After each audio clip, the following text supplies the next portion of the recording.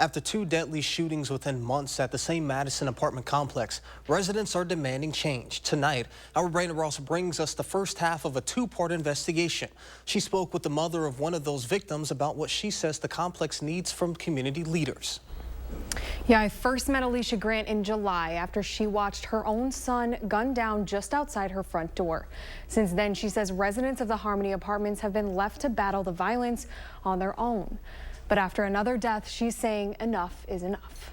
If a garage is up, we shed it. In the last 3 months, walkthroughs have become part of Illisha Grant's daily routine. Yeah, just making sure the kids not in the hallways. Usually, she doesn't find much out of place. We just did a walkthrough. Didn't see nobody outside. Nobody. But on Tuesday, October 10th, when we went in and we heard the gunshots, I'm like, wow, where'd that come from? That night, she watched 15-year-old Illisha Miller die right in front of her. This is where the car came in and chased, yeah, all the bullet holes.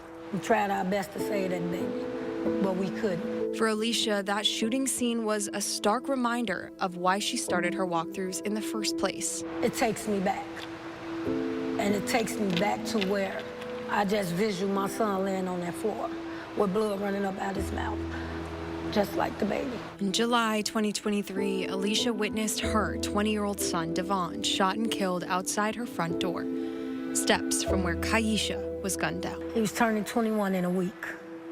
After Devon's death, Illisha stepped up at a time she says her community leaders wouldn't. We walked the complex since Devon's death. Make sure the kids in the house. We figuring it out on our own how we make our community safe. We ban ring cameras. But Illisha fears her efforts won't be enough to fix the core of the problem. These kids need something to do here. It's nothing to do here for these kids. Nothing. And if ain't nothing to do, they easy to get into trouble.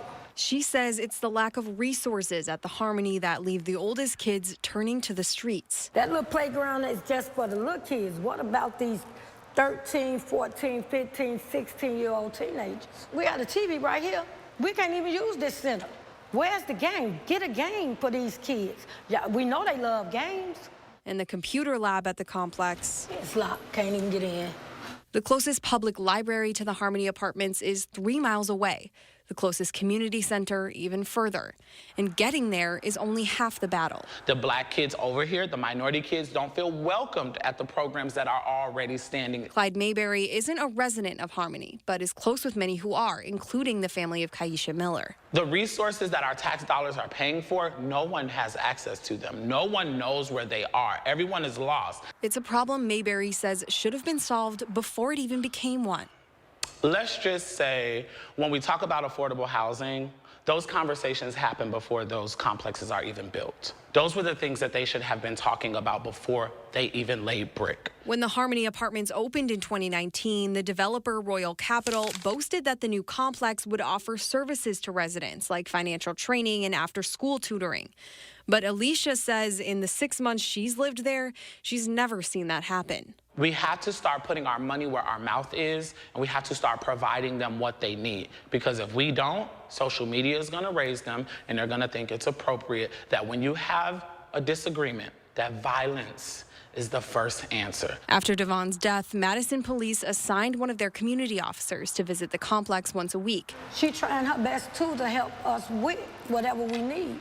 But like I said, we can't do this by ourselves. Illisha has tried on her own to give the kids in her community another option. I brought a basketball rim. It was keeping the kids out of trouble. But she says every time she tries, she gets shut down by building management. We had to take the basketball rim down. And I told them, soon as we take that basketball rim down, it's gonna happen again. Soon as we took the basketball rim down, this 15-year-old baby lost her life. Both Clyde and Illisha agree the solution has to come from the top. That's building management, city leadership, police. This the second death. Shouldn't y'all be out here asking us what we need? We want them to show up and listen to us. But until they step up, Illisha says her daily walkthroughs and her fight for peace will remain a part of her daily routine. I will not stop working with this community. I am not giving up on these babies. I don't need another parent to lose a child. After residents told us they felt they've been failed by their community leaders, News 3 Now's Catherine Merck took Illisha's concern straight to the city officials to find out how they plan to deal with this pattern of violence. It seems like with all the other things that we're bringing up, there's an infrastructure issue with this location. It seems like a really big hill to climb for this area. How do you feel about that?